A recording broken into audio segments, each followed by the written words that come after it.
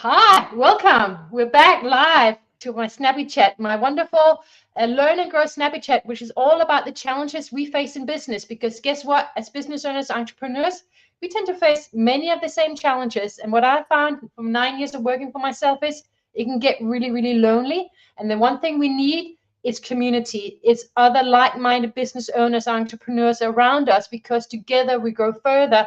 And when things don't go well, it's good to have other people around as well. So this is what it's all about, learning and growing together. And I'm super excited to be here. I've got a wonderful guest. Is a very, very dear friend of mine from Sydney. She's also a Hounds of Business community member. Her name is Georgina Orchard. She has helped me so much in my business for the last 3 months when I actually faced a huge challenge. So we're actually going to be talking about a challenge that I have faced in business. Normally it's my guest challenges, but I'm going to share for myself as well. So I'm going to bring Georgina on now, and she can introduce herself and tell you all a little bit more about herself. Hello, my friend. How are you? I'm well. Thank you so much for having me on, Christine. I'm so excited to be here.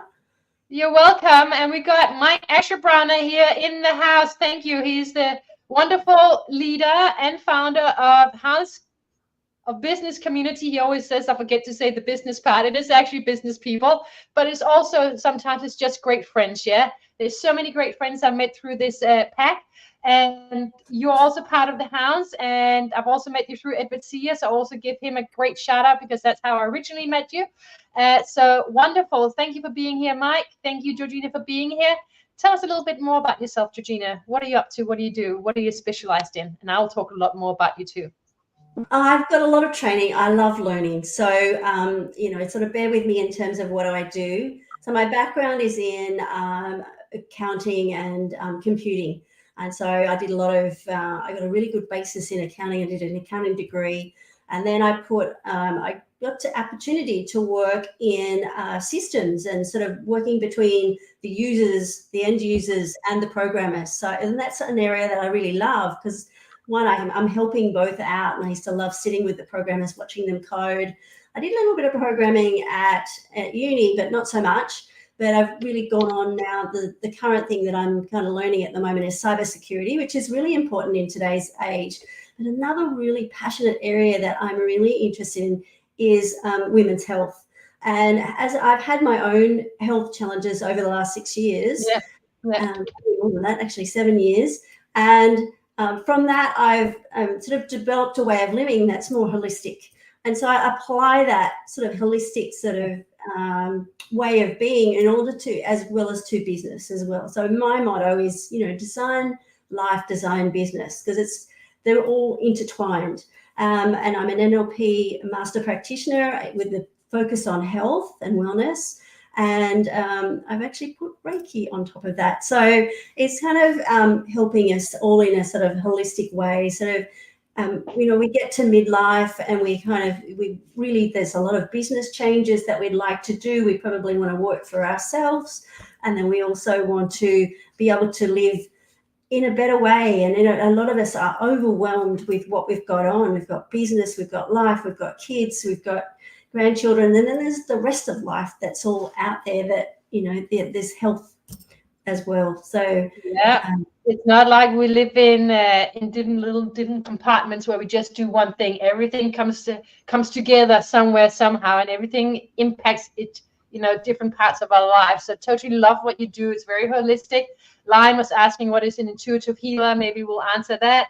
We got Randy in the house. We've got Isabel in the house. We've got Brad Younger in the house, who we know well from Sydney as well. Randy, Lion, etc. Thank you guys for being here so much. We appreciate it. Now, I actually want to share a challenge that I've, normally I bring guests on like you have been on before, and I usually ask, what is your challenge?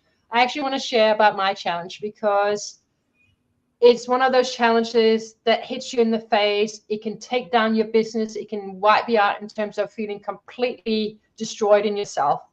It comes to setting up your business financially in a sustainable and successful way.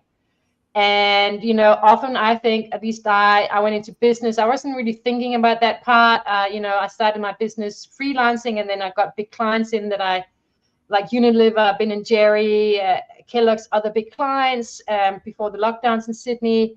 And it was kind of an easy thing because I had the relationships.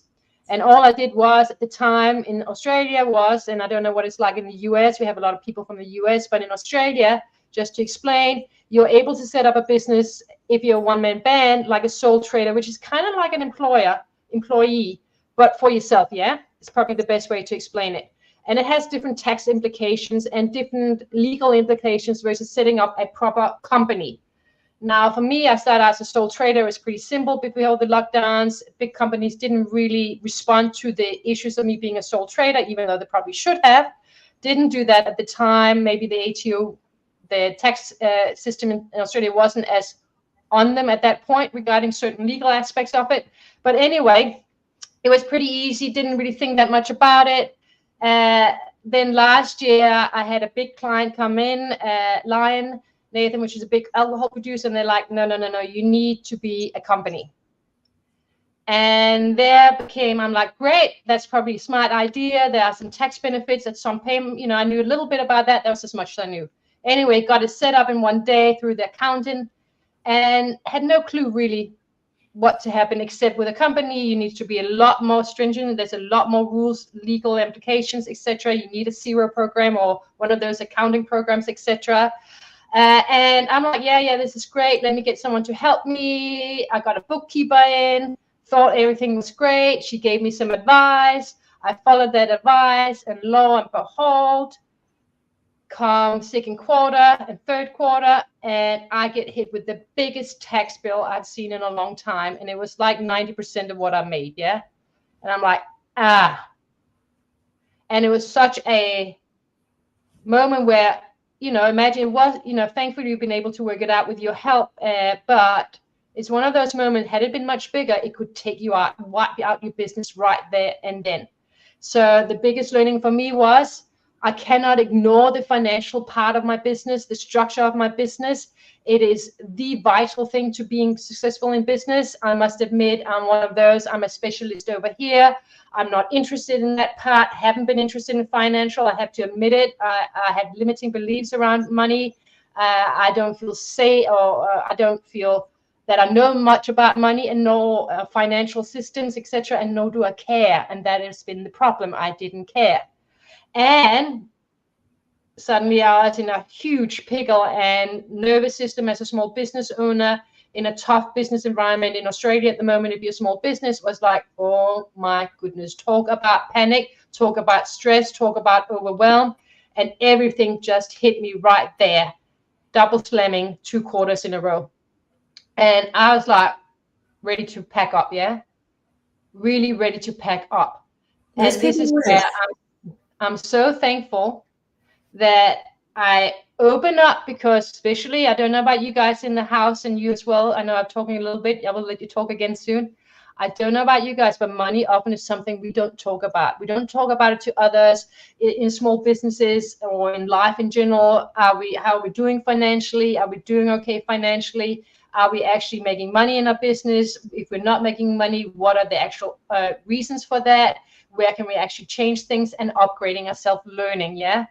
And I must admit, I was kind of like, let's just not focus on it. I had a bookkeeper. She told me what to do. It turned out she gave me the wrong advice that she shouldn't have given me, which can happen to any of us. And thankfully, I was brave enough to open up to you as a friend, and knowing you had expertise in this area. I was still worried about you being my mom, and being my mom giving me, you know, slapping me on the wrist saying I'm bad with money. You know, I had to tell you that up front to say don't, you know, be aware of this. It's a trigger for me.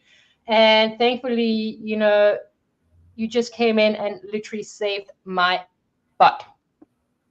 So thank you for that. But I want to talk about the bigger issue around the challenge around, we got to understand how to set up a business smartly and, so, you know, successfully and sustainably.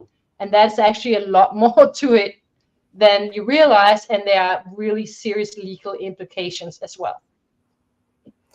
Yes, as long as you've got the structure right, then you can operate. And, you know, everyone wants to give advice, including bookkeepers, but really, unless they have proper training and, you know, have had some sort of tax experience and exposure to putting in structures and for tax purposes, because we can minimize, the tax office will allow us to minimize our tax. It won't allow us to avoid tax. So, and you've got to be really careful because they've got lots of powers now to see what's going on. So they actually, the tax office do things like tracking little spend. So if you're putting $1,000 a month, if you're putting $10 a month, if it's the same amount, they actually track what you're doing.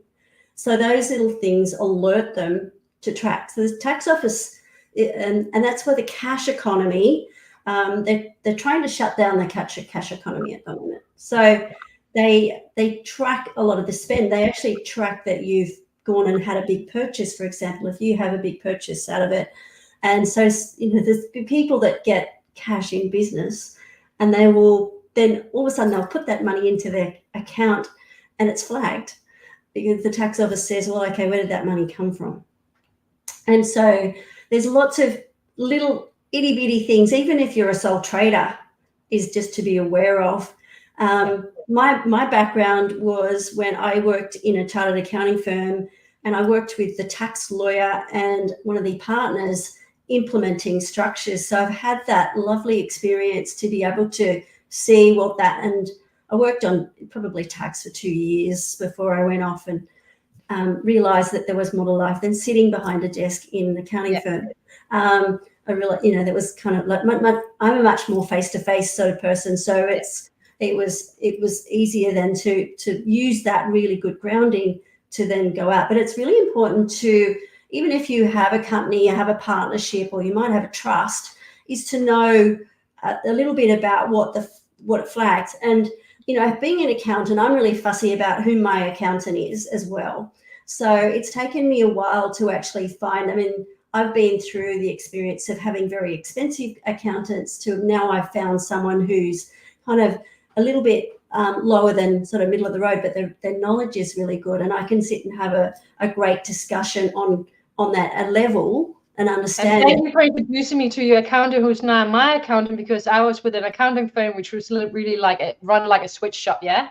So you got no advice, no nothing, where you and your accountant together have literally saved the day, and honestly to the point where I could actually sleep again at night because I didn't know how to get out of this little hickle pickle I'd got myself in. And I wonder how many people out there are actually haven't set themselves up financially correct in their business, or ideally, and are actually ending up paying bills they shouldn't need to pay in the first place, and literally having, you know, anxiety attacks perhaps at nighttime because they're trying to build a business. Yeah. And especially hard when you're building a business or when there are changes in the market that impacts your business.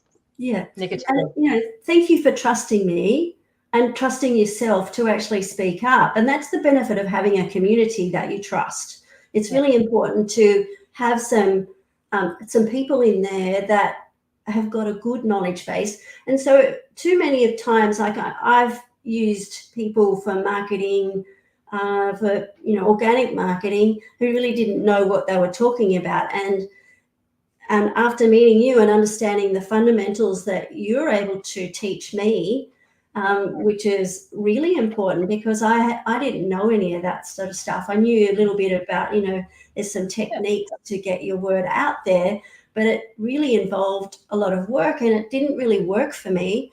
And then I realized now that I've spent a lot of money where I didn't need to, and really meeting you is kind of gone, oh, aha, I'm relieved, you know, in my sort of into my challenge. So, you know, when you have the right experts with the right qualifications is really important. And I think that, you know, that community for us is starting to expand now, which is absolutely fantastic. Yeah, both within it with CSF community, but also with Mike Ashburn and the wonderful community, largely in the US, but we're building Australia as well. Brad Younger is here as well, and Ray Ramsey. You know, building a community, and it's so important because one, it allows us to actually build know, like, and trust with people, not just in terms of making money from each other, but actually getting to know each other, opening up about the challenges that we have, and being honest about the fact that we thought we could do a business, but actually we're more specialized in one area, and being open when we realize, hold on, I actually needed to know more, like whether it's strategy, financial situation, LinkedIn, about how to build leadership, etc., whatever it is, technology. Brad Younger saved me in terms of my technology recently. In terms of that, being open about what we don't know. And also one learning for me is I kind of went, well, if I just am great over here, maybe other people can just do this for me. I don't want to know. I didn't spend time understanding finances better in terms of business. And it's a huge wake-up call to say there are certain fundamentals of your business, like strategy, financial setup, technology, systems, the human aspect too, in terms of leadership and who we show up as in our business. They are so fundamental to being successful, and every single part is important. They all work together, and so we do need some knowledge to at least be open to learning, even when it's hard and it's triggering us to some extent, which means we have to work on our own personal development. It's a huge opportunity to go, hold on, there's limiting beliefs. I have to sit with that and breathe through that and release those.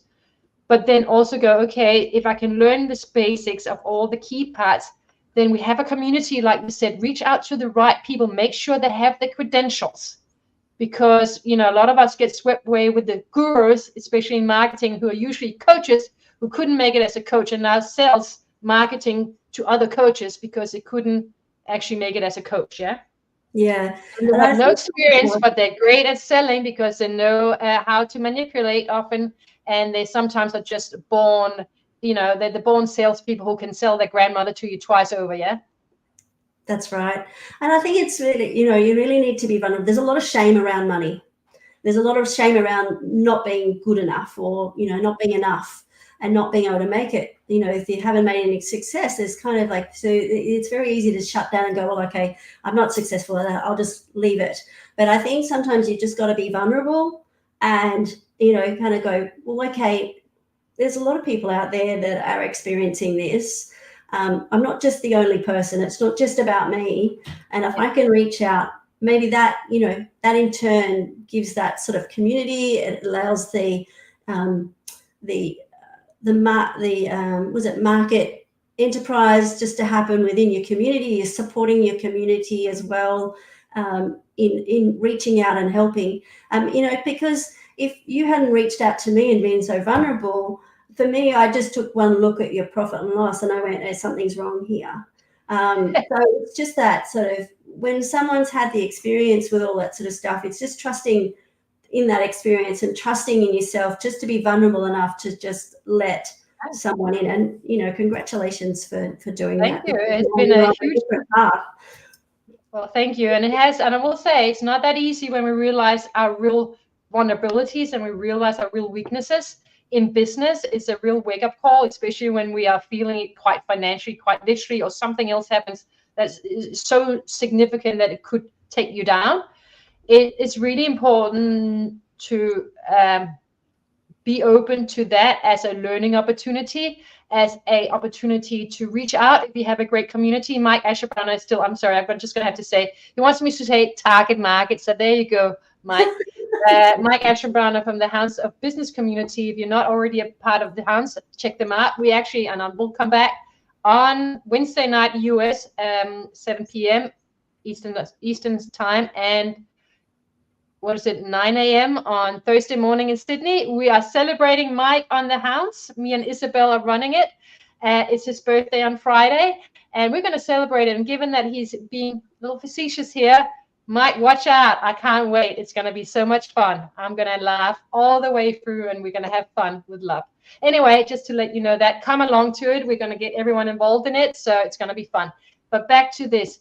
Yes, have a community, reach out, learn to be open and vulnerable with the right people, not everyone, but with the right people, and understand who might be able to help you. And then breathe and accept that this is going to be hard if you have limiting beliefs, because they will trigger you, because you're going to have to face them. But guess what? Personal development is key to being successful in business. So it's all for the benefit of ourselves and for our business, yeah? Well, business development is too. Personal development in terms of educating yourself. One of the things that I do in my model in terms of educating business owners is that you're going to take you from the technician to the business owner. In order to do that, you actually have to understand some of the financial fundamentals. You have to understand a little bit about leadership and how, if you want to employ people, is to understand how they operate and then what they think and what their needs are as employees as well. And then that in tune, it's like it's employing the right people in the business. It's putting the right systems in business that are going to support you. But first of all, you kind of have to understand, in order to do that, you need to understand where you're going. And I know, Christine, you work on that as well. And I think as do you to some extent too with the business too. And we got Isabel Horton, who is a specialist in getting the leadership and getting the right team together with the right mindset. So we got a lot of specialists around us now, which is wonderful. And it feels actually quite, in a way, you can breathe a little bit. You can go, I've got Brad, I've got Mike, I've got Randy, I've got Isabel, I've got Melissa here, I've got Chase in here, I've got Ed, I've got lots of people, I've got you. And that actually makes you go, okay, you know, I'm not alone. That's right. And business can get really lonely if you're working as a small business, yeah. And even if you're the leader, if you don't have other co-founders, it can get lonely too, because it's all on you. It's ultimately no one is going to care as much about your business than you, including the investors aren't going to care as much either. I work with a lot of scale-up businesses at the moment at one of the incubators with Westpac and Fishburners, and you know, it's not easy, yeah. It's not easy to get that right idea and scale it and go fast, yeah. It's hard. So that makes it even harder. We've got to have the right specialist around. That's right. And that leads into what we're doing on the 12th of June. We're running a live in-person networking event in the evening so that people who in Sydney, so fly in. You can fly in from America to Sydney Wednesday, the 12th of June at 5:30 in the evening, yeah? 2 hours. It's a different approach. So it's not just about, you know, pitching. We won't let people pitch. So we're getting to know, like, and trust. And in business, really, it's all about know, like, and trust. It's who can I trust in my network? How do I get to know them? And our new approach to networking is just that. It's kind of helping you get to know the people that are around you in your community. So I really encourage you to come along. If you're a person in business, or even if you're a startup, we welcome you to come in. It's right near transport in the city, very central to lots of different transport lines and buses and light rail and trains. So and you know what? We ran the first one in April, and I will say there's a lot of people from the Hounds here. It is kind of taking off what we do in the Hounds networking as well, in terms of having fun exercises, building things together, creating together, thinking out of the box. And what I loved last time when we had our first event, it was torrential rain, of course, which is never great when it's an in-person in Sydney, because no one likes the rain in Sydney. But people still showed up. But what was really the indicator that it was a success was everyone left with literally was just smiling. And it was not because of anything else. It was just because we did they got to know people, they had fun. And we had people that came from 2 hours away, and there were other people trying to make it that were coming into Sydney as well. So yes, it was lots of fun, and everyone had it. Was some of the exercises that we did were a little bit challenging, but it was fun. Yeah, and but it was fun. There was a bit at the end and lots of sharing. Absolutely. And I think this is key, and we'll finish up here, is I think what we wanted to get across in this interview, besides just saying hello to everyone, and giving you very much the appreciation you deserved. I will say this: you saved me. I'll put it out there. You saved me $15,000 together. Wow. You and your accountant. Yeah, that is huge. Yeah, that, you know. And this is another thing I'm learning is, when we think about selling our stuff, usually I was very much on an hourly rate, and Mike Ashenbrown has helped me with this as well. He's like, forget about hourly rate. This is about the value you bring. What is actually the value of the work you do, yeah? And I can just say with Georgina, $15,000 worth of value right there, literally written, like it left, you know, that bill from the tax agency, or the tax, what do they call the tax organization, disappeared. And I can now sleep again. So thank you so much for that. I really appreciate your time. I'm just checking if anyone's got any questions here. And I'm just looking. There's so many comments here. So I'm just going through it. Now, Lion did mention, and we're just jumping back before we finish up, you talked about being an intuitive healer. What did you mean by intuitive healer? Now, I know what you mean, but you tell me.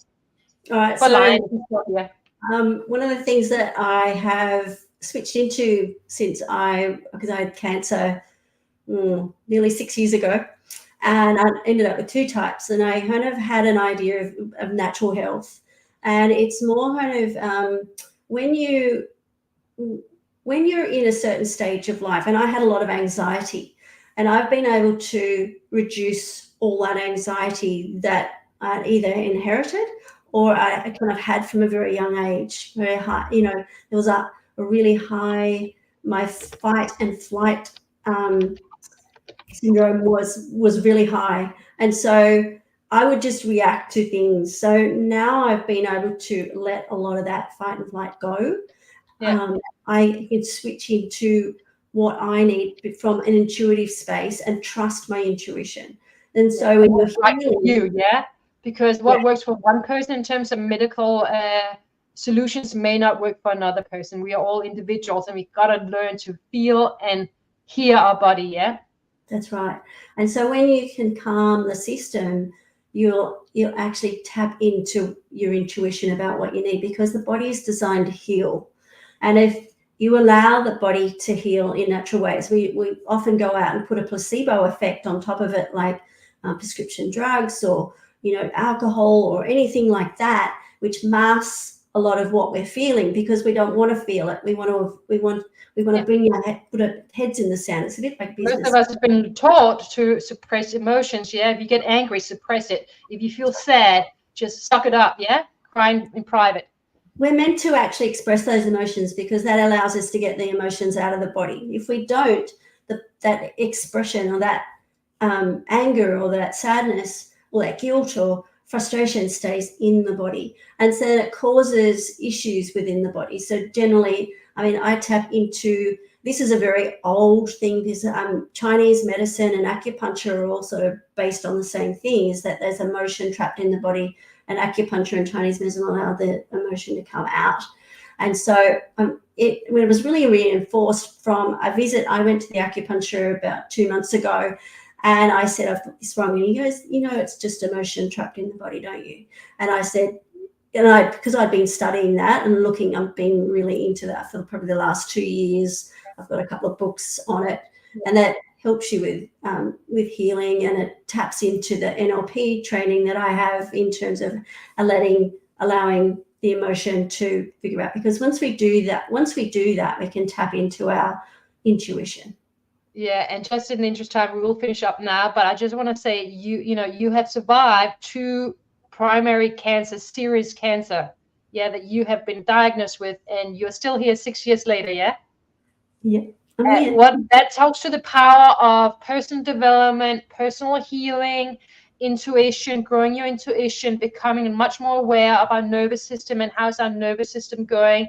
Can we learn to calm it down and find that stillness in ourselves? Can we find our love for ourselves? Everything comes together. Can we heal those emotions, those broken things from childhood or wherever, where we got lost or start believing things about ourselves that weren't true? Yeah, that's a whole nother conversation, so we won't get into that now. How can people find you and reach out to you? You're already part of, obviously, the community in Sydney with Sia. You're also part of the Hounds with Mike Ashenbrowner. But how else can people find you who may not be part of these 2 fantastic communities?